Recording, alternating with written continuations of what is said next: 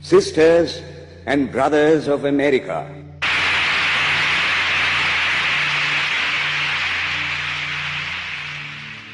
it fills my heart with joy unspeakable to rise in response to the warm and cordial welcome which you have given us. I thank you in the name of the most ancient order of monks in the world. I thank you in the name of the mother of religions. And I thank you in the name of the millions and millions of Hindu people of all classes and sects. My thanks also to some of the speakers on this platform who, referring to the delegates from the Orient, have told you that these men from far-off nations may well claim the honor of bearing to different lands the idea of toleration. I am proud to belong to a religion which has taught the world both tolerance and universal acceptance. We believe not only in universal toleration, but we accept all religions as true. I am proud to belong to a nation which has sheltered the persecuted and the refugees of all religions and all nations of the earth. I am proud to tell you that we have gathered in our bosom the purest remnant of the Israelites who came to southern India and took refuge with us in the very year in which their holy temple was shattered to pieces by Roman tyranny. I am proud to belong to the religion which has sheltered and is still fostering the remnant of the grand Zoroastrian nation. I will quote to you, brethren, a few lines from a hymn which I remember to have repeated from my earliest boyhood, which is every day repeated by millions of human beings. As the different streams, having their sources in different places, all mingle their water in the sea, so, O Lord, the different paths which men take through different tendencies, various though they appear, crooked or straight, all lead to Thee. The present convention, which is one of the most august assemblies ever held, is in itself a vindication, a declaration to the world of the wonderful doctrine preached in the Gita. Whosoever comes to me, through whatsoever form, I reach him. All men are struggling through paths which in the end lead to me. Sectarianism, bigotry, and its horrible descendant, fanaticism, have long possessed this beautiful earth. They have filled the earth with violence, drenched it often and often with human blood, destroyed civilization, and sent whole nations to despair. Had it not been for these horrible demons, human society would be far more advanced than it is now. But their time is come, and I fervently hope that the bell that tolled this morning in honor of this convention may be the death knell of all fanaticism, of all persecutions with the sword or with the pen, and of all uncharitable feelings between persons wending their way to the same goal.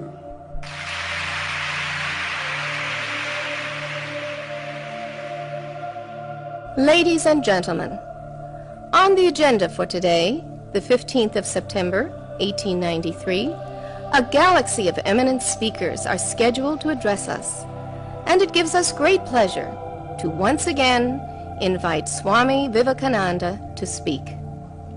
His subject for today, Why We Disagree. I will tell you a little story.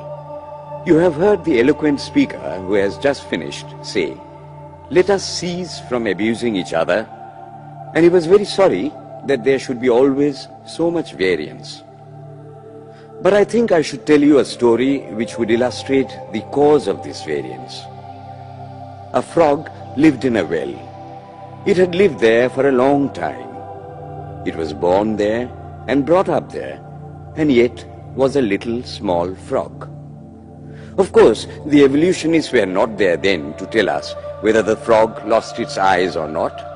But for our story's sake, we must take it for granted that it had its eyes, and that it every day cleansed the water of all the worms and bacilli that lived in it with an energy that would do credit to our modern bacteriologists. In this way, it went on and became a little sleek and fat. Well, one day, another frog that lived in the sea came and fell into the well. "Where are you from?" "I am from the sea." "The sea? How big is that? Is it as big as my well?" And he took a leap from one side of the well to the other. "My friend," said the frog of the sea, "how do you compare the sea with your little well?" Then the frog took another leap and asked, "Is your sea so big?" "What nonsense you speak, to compare the sea with your well." "Well then," said the frog of the well, "nothing can be bigger than my well. There can be nothing bigger than this. This fellow is a liar, so turn him out." That has been the difficulty all the while. I am a Hindu. I am sitting in my own little well and thinking that the whole world is my little well. The Christian sits in his little well and thinks the whole world is his well. The Mohammedan sits in his little well and thinks that is the whole world. I have to thank you of America for the great attempt you are making to break down the barriers of this little world of ours, and hope that in the future the Lord will help you to accomplish your purpose.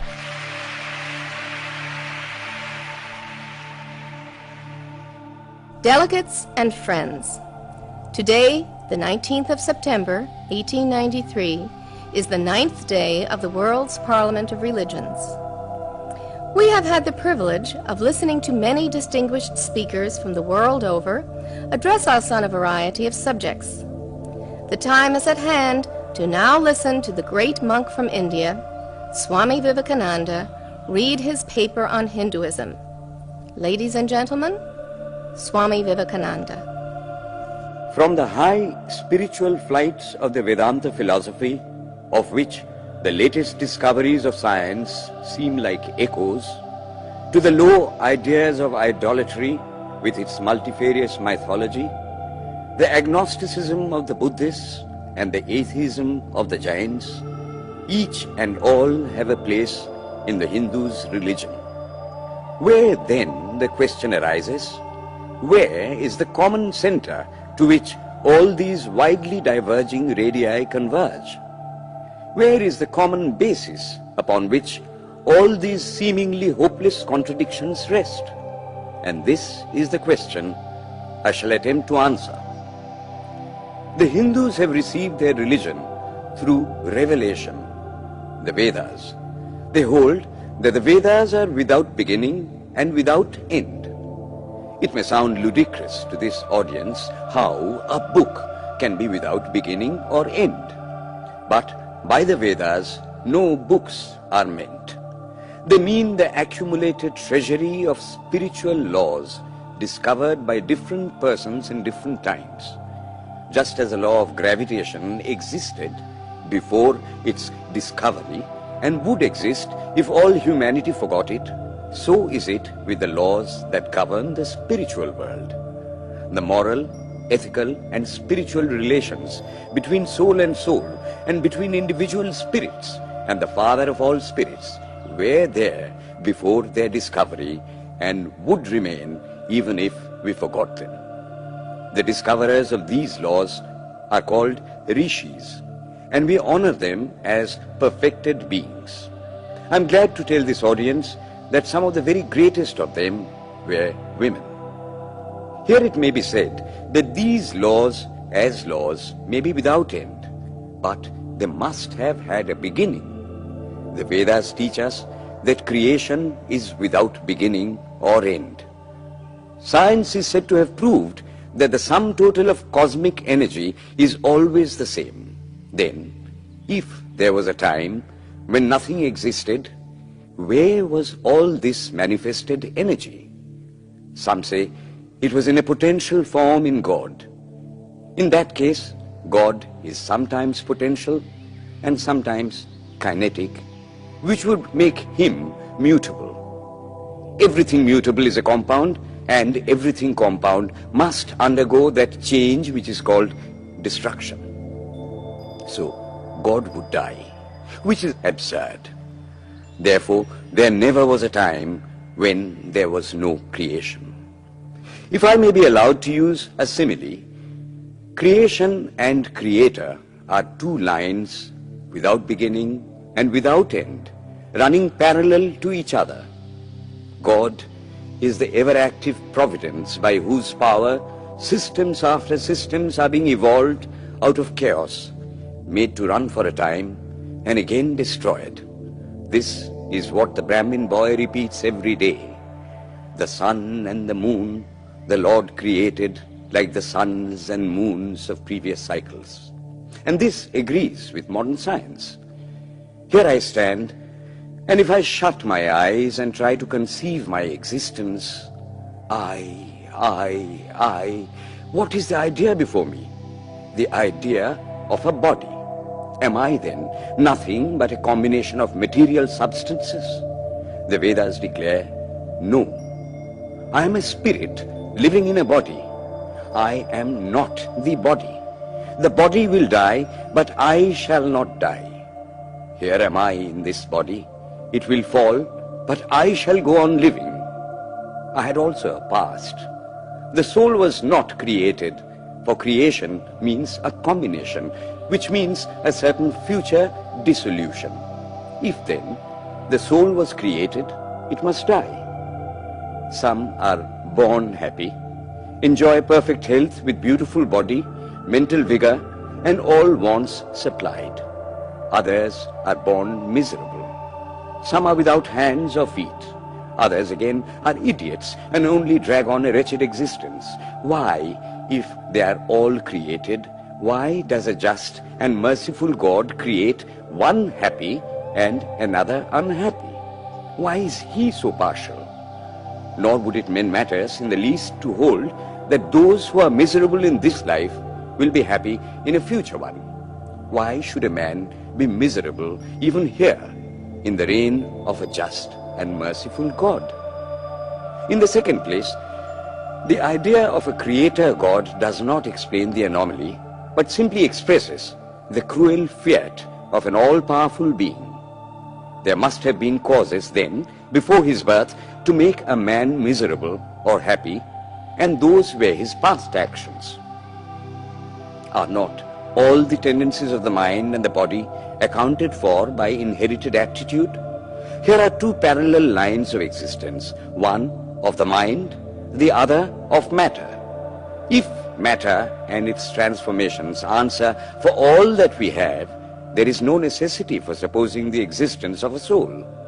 But it cannot be proved that thought has been evolved out of matter, and if a philosophical monism is inevitable, spiritual monism is certainly logical and no less desirable than a materialistic monism. But neither of these is necessary here. We cannot deny that bodies acquire certain tendencies from heredity, but those tendencies only mean the physical configuration through which a peculiar mind alone can act in a peculiar way. There are other tendencies peculiar to a soul caused by his past actions, and a soul with a certain tendency would, by the laws of affinity, take birth in a body which is the fittest instrument for the display of that tendency. This is in accord with science, for science wants to explain everything by habit, and habit is got through repetitions. So, repetitions are necessary to explain the natural habits of a newborn soul, and since they were not obtained in this present life, they must have come down from past lives. There is another suggestion. Taking all these for granted, how is it that I do not remember anything of my past life? This can be easily explained. I am now speaking in English. It is not my mother tongue. In fact, no words of my mother tongue are now present in my consciousness. But let me try to bring them up. And they rush in. That shows that consciousness is only the surface of the mental ocean, and within its depths are stored up all our experiences. Try and struggle. They would come up, and you would be conscious even of your past life. This is direct and demonstrative evidence. Verification is the perfect proof of a theory, and here is the challenge thrown to the world by the rishis. We have discovered the secret by which the very depths of the ocean of memory can be stirred up. Try it, and you would get a complete reminiscence of your past life. So then, the Hindu believes that he is a spirit. Him the sword cannot pierce, him the fire cannot burn, him the water cannot melt, him the air cannot dry. Is nowhere but whose center is located in the body, and that death means the change of this center from body to body. Nor is the soul bound by the conditions of matter. In its very essence, it is free, unbounded, holy, pure and perfect. But somehow or other, it finds itself tied down to matter and thinks of itself as matter. Why should the free, perfect and pure being be thus under the thraldom of matter, is the next question. How can the perfect soul be deluded into the belief that it is imperfect? We have been told that the Hindus shirk the question and say that no such question can be there. Some thinkers want to answer it by positing one or more quasi-perfect beings and use big scientific names to fill up the gap. But naming is not explaining. The question remains the same. How can the perfect become the quasi-perfect? How can the pure, the absolute, change even a microscopic particle of its nature? But the Hindu is sincere. He does not want to take shelter under sophistry. He is brave enough to face the question in a manly fashion, and his answer is, I do not know. I do not know how the perfect being, the soul, came to think of itself as imperfect, as joined to and conditioned by matter. But the fact is a fact for all that. It is a fact in everybody's consciousness that one thinks of oneself as the body. The Hindu does not attempt to explain why one thinks one is the body. The answer, that it is the will of God, is no explanation. This is nothing more than what the Hindu says, I do not know. Well then, the human soul is eternal and immortal, perfect and infinite, and death means only a change of center from one body to another. The present is determined by our past actions, and the future by the present. The soul will go on evolving up or reverting back from birth to birth and death to death. But here is another question.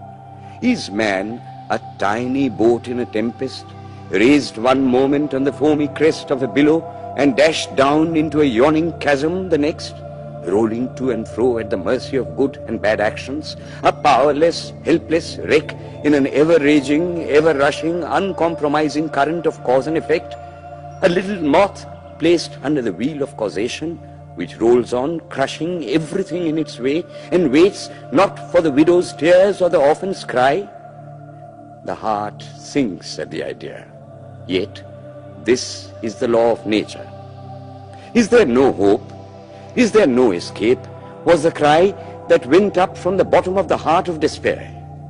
It reached the throne of mercy, and words of hope and consolation came down and inspired a Vedic sage, and he stood up before the world and in trumpet voice proclaimed the glad tidings. Hear ye, children of immortal bliss, even ye that reside in higher spheres. I have found the Ancient One who is beyond all darkness, all delusion. Knowing him alone, you shall be saved from death over again. Children of immortal bliss. What a sweet, what a hopeful name. Allow me to call you, brethren, by that sweet name, heirs of immortal bliss. Yea, the Hindu refuses to call you sinners. We are the children of God, the sharers of immortal bliss, holy and perfect beings. Ye divinities on earth, sinners, it is a sin to call a man so. It is standing libel on human nature. Come up, O lions, and shake off the delusion that you are sheep. You are souls immortal, spirits free, blessed and eternal. Ye are not matter, ye are not bodies. Matter is your servant, not you the servant of matter. Thus it is that the Vedas proclaim not a dreadful combination of unforgiving laws, not an endless prison of cause and effect, but that at the head of all these laws, in and through every particle of matter and force stands one, by whose command the wind blows, the fire burns, the clouds rain, and death stalks upon the earth. And what is his nature? He is everywhere, the pure and formless one, the Almighty and the All-Merciful. Thou art our Father, thou art our Mother, thou art our beloved friend, thou art the source of all strength. Give us strength. Thou art he that beareth the burdens of the universe. Help me bear the little burden of this life. Thus sang the rishis of the Vedas. And how to worship him? Through love. He is to be worshipped as the one beloved, dearer than everything in this and the next life. This is the doctrine of love declared in the Vedas, and let us see how it is fully developed and taught by Krishna, whom the Hindus believe to have been God incarnate on earth. He taught that a man ought to live in this world like a lotus leaf, which grows in water but is never moistened by water. So a man ought to live in the world, his heart to God and his hands to work. It is good to love God for hope of reward in this or the next world, but it is better to love God for love's sake. And the prayer goes, Lord, I do not want wealth, nor children, nor learning. If it be thy will, I shall go from birth to birth. But grant me this, that I may love thee without the hope of reward. Love unselfishly for love's sake. One of the disciples of Krishna, the then Emperor of India, was driven from his kingdom by his enemies and had to take shelter with his queen in a forest in the Himalayas. And there, one day, the queen asked him how it was that he, the most virtuous of men, should suffer so much misery. Yudhishthira answered, Behold, my queen, the Himalayas. How grand and beautiful they are. I love them. They do not give me anything, but my nature is to love the grand, the beautiful. Therefore, I love them. Similarly, I love the Lord. He is the source of all beauty, of all sublimity. He is the only object to be loved. My nature is to love him, and therefore I love. I do not pray for anything. I do not ask for anything. Let him place me wherever he likes. I must love him for love's sake. I cannot trade in love. The Vedas teach that the soul is divine, only held in the bondage of matter. Perfection will be reached when this bond will burst, and the word they use for it is, therefore, mukti, freedom. Freedom from the bonds of imperfection, freedom from death and misery. And this bondage can only fall off through the mercy of God, and this mercy comes on the pure. So, purity is the condition of his mercy. How does that mercy act? He reveals himself to the pure heart. The pure and the stainless see God, yea, even in this life. Then and then only all the crookedness of the heart is made straight. Then all doubt ceases. He is no more the freak of a terrible law of causation. This is the very center, the very vital conception of Hinduism. The Hindu does not want to live upon words and theories. If there are existences beyond the ordinary sensuous existence, he wants to come face to face with them.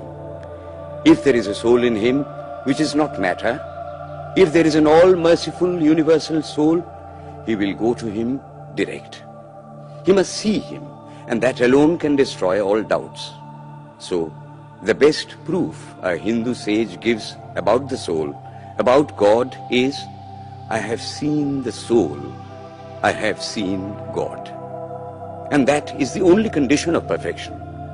The Hindu religion does not consist in struggles and attempts to believe a certain doctrine or dogma, but in realizing, not in believing, but in being and becoming. Thus, the whole object of their system is by constant struggle to become perfect, to become divine, to reach God and see God. And this reaching God, seeing God, becoming perfect, even as the Father in heaven is perfect, constitutes the religion of the Hindus. And what becomes of a man when he attains perfection? He lives a life of bliss infinite. He enjoys infinite and perfect bliss, having obtained the only thing in which man ought to have pleasure, namely God, and enjoys the bliss with God. So far, all the Hindus are agreed. This is the common religion of all the sects of India. But then, perfection is absolute, and the absolute cannot be two or three. It cannot have any qualities. It cannot be an individual. And so, when a soul becomes perfect and absolute, it must become one with Brahma, and it would only realize the Lord as the perfection, the reality of its own nature and existence, the existence absolute, knowledge absolute, and bliss absolute. We have often and often read this called the losing of individuality and becoming a stock or a stone. He jests at scars that never felt a wound. I tell you, it is nothing of the kind. If it is happiness to enjoy the consciousness of this small body, it must be greater happiness to enjoy the consciousness of two bodies, the measure of happiness increasing with the consciousness of an increasing number of bodies, the aim, the ultimate of happiness being reached when it would become a universal consciousness. Therefore, to gain this infinite universal individuality, this miserable little prison individuality must go. Then alone can death cease when I am one with life. Then alone can misery cease when I am one with happiness itself. Then alone can all errors cease when I am one with knowledge itself. And this is the necessary scientific conclusion. Science has proved to me that physical individuality is a delusion, that really my body is one little continuously changing body in an unbroken ocean of matter, and Advaita or unity is the necessary conclusion with my other counterpart, soul. Science is nothing but the finding of unity. As soon as science would reach perfect unity, it would stop from further progress because it would reach the goal. Thus, chemistry could not progress farther when it would discover one element out of which all others could be made. Physics would stop when it would be able to fulfill its services in discovering one energy of which all the others are but manifestations. And the science of religion become perfect when it would discover Him who is the one life in a universe of death, Him who is the constant basis of an ever-changing world, one who is the only soul of which all souls are but delusive manifestations. Thus is it, through multiplicity and duality, that the ultimate unity is reached. Religion can go no farther. This is the goal of all science. All science is bound to come to this conclusion in the long run. Manifestation and not creation is the word of science today. And the Hindu is only glad that what he has been cherishing in his bosom for ages is going to be taught in more forcible language and with further light from the latest conclusions of science.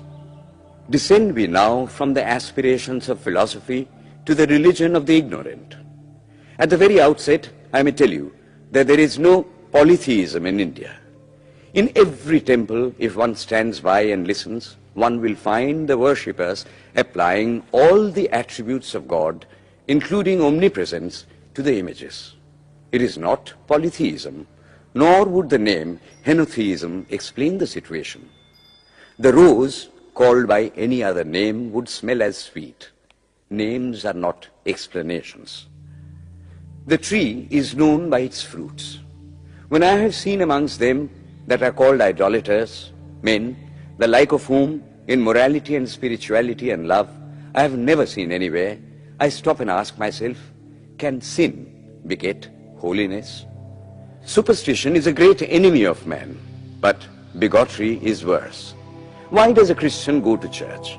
Why is the cross holy? Why is the face turned toward the sky in prayer? Why are there so many images in the Catholic Church? Why are there so many images in the minds of Protestants when they pray?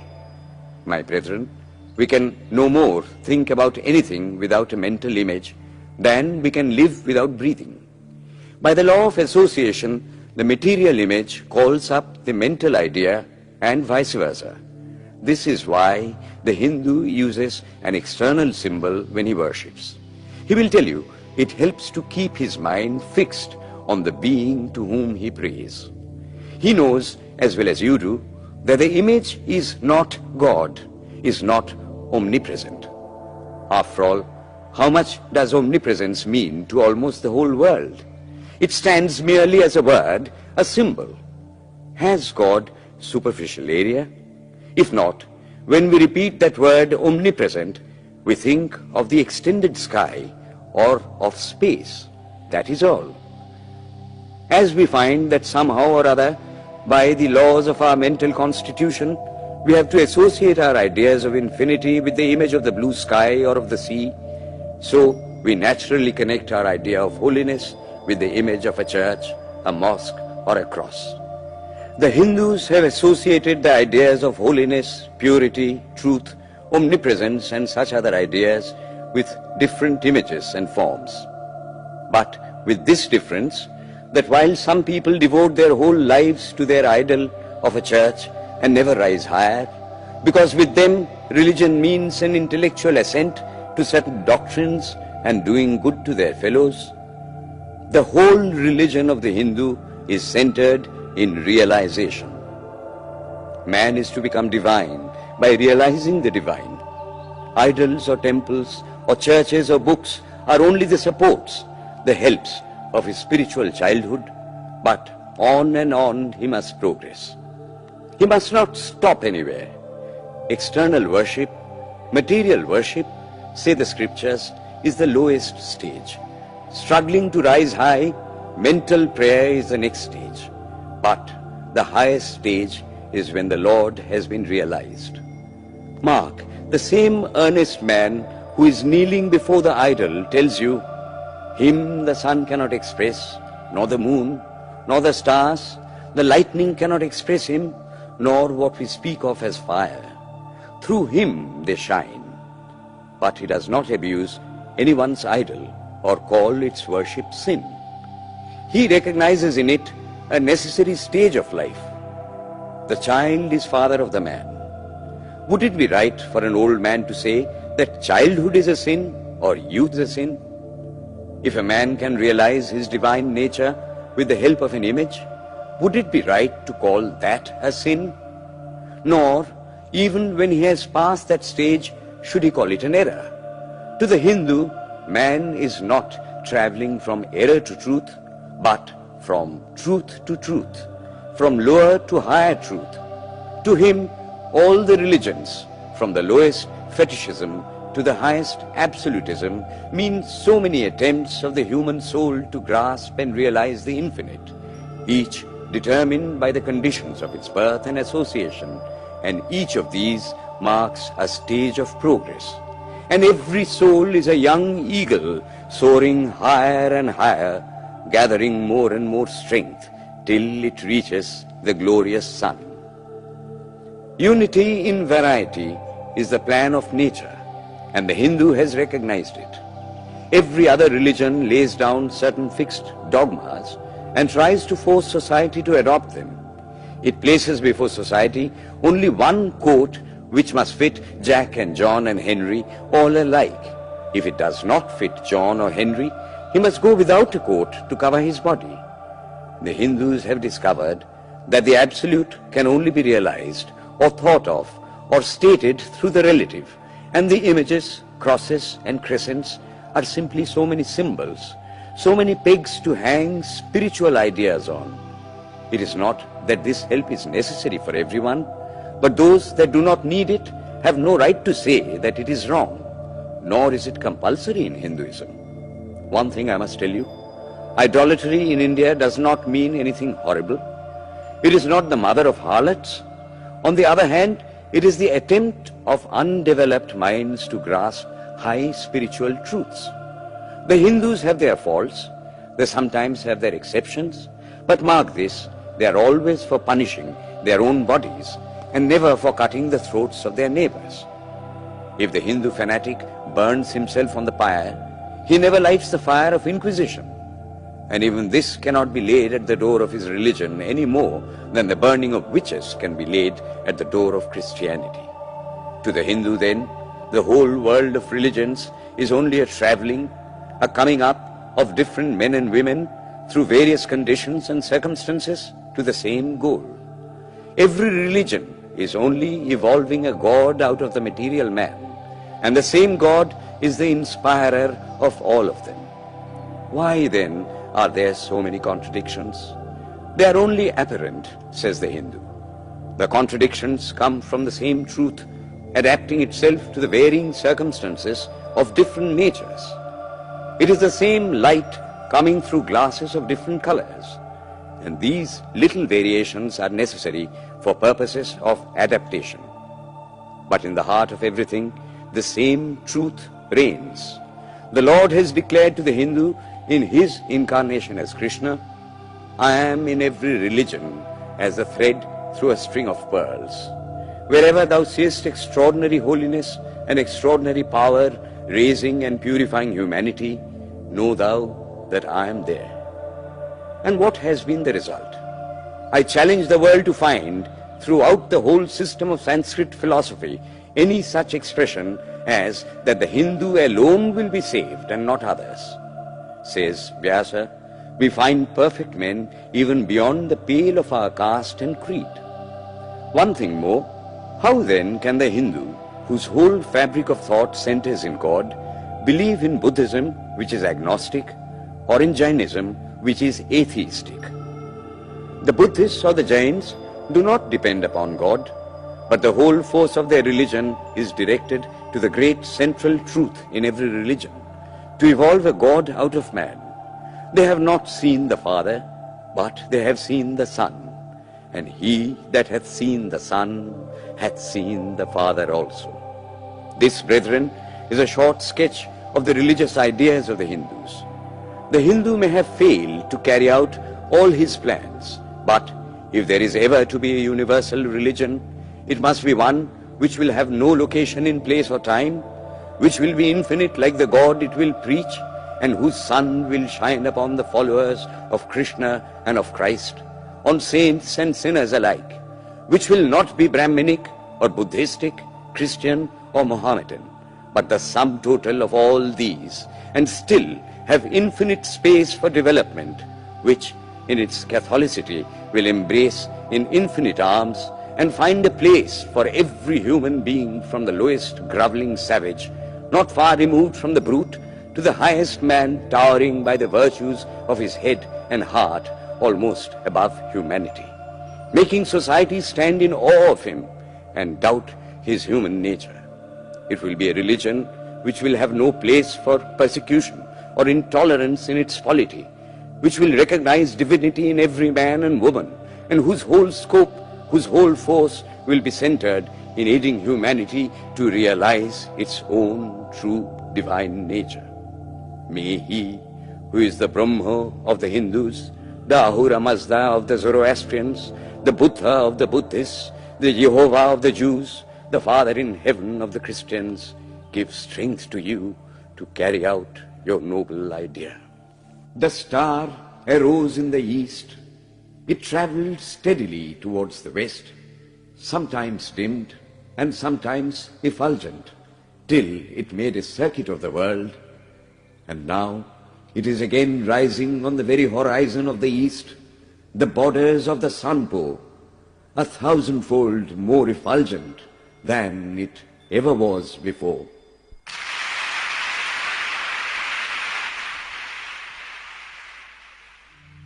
Today, the 26th of September, 1893, is the penultimate day of this Parliament of Religions at Chicago. We have listened to engrossing discourses on the religions and theologies of the participating countries in these past 2 weeks. In continuing this series, Swami Vivekananda will now speak on Buddhism, the fulfillment of Hinduism. The religion of the Hindus is divided into two parts, the ceremonial and the spiritual. The spiritual portion is specially studied by the monks. In that, there is no caste. A man from the highest caste and a man from the lowest may become a monk in India, and the two castes become equal. In religion, there is no caste. Caste is simply a social institution. When Buddha was teaching, Sanskrit was no more the spoken language in India. It was then only in the books of the learned. Some of Buddha's Brahmin disciples wanted to translate his teachings into Sanskrit, but he distinctly told them, "I am for the poor, for the people. Let me speak in the tongue of the people." And so, to this day, the great bulk of his teachings are in the vernacular of that day in India. Whatever may be the position of philosophy, whatever may be the position of metaphysics, so long as there is such a thing as death in the world, so long as there is such a thing as weakness in the human heart, so long as there is a cry going out of the heart of man in his very weakness, there shall be a faith in God. Let us then join the wonderful intellect of the Brahmin with the heart, the noble soul, the wonderful humanizing power of the great Master.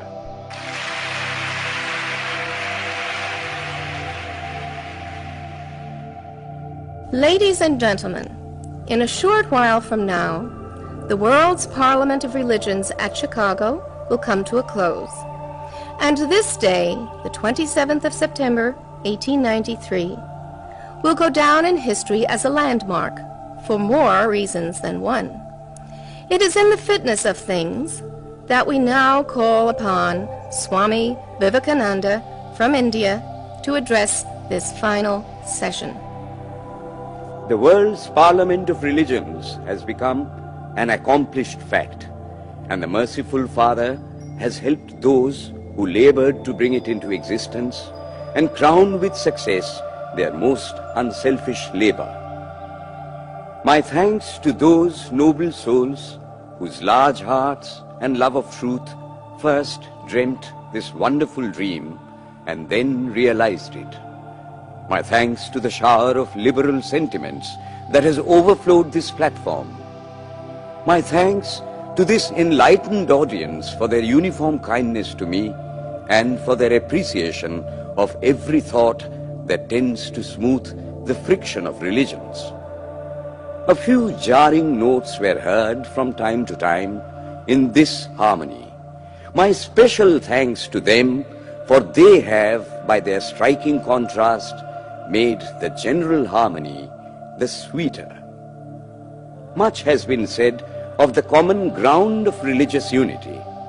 I am not going just now to venture my own theory, but if anyone here hopes that this unity will come by the triumph of any one of the religions and the destruction of the others, to him I say, brother, yours is an impossible hope. Do I wish that the Christian would become Hindu? God forbid. Do I wish that the Hindu or Buddhist would become Christian? God forbid. The seed is put in the ground, and earth and air and water are placed around it. Does the seed become the earth or the air or the water? No, it becomes a plant. It develops after the law of its own growth, assimilates the air, the earth, and the water, converts them into plant substance, and grows into a plant. Similar is the case with religion. The Christian is not to become a Hindu or a Buddhist, nor a Hindu or a Buddhist to become a Christian, but each must assimilate the spirit of the others and yet preserve his individuality and grow according to his own law of growth. If the Parliament of Religions has shown anything to the world, it is this.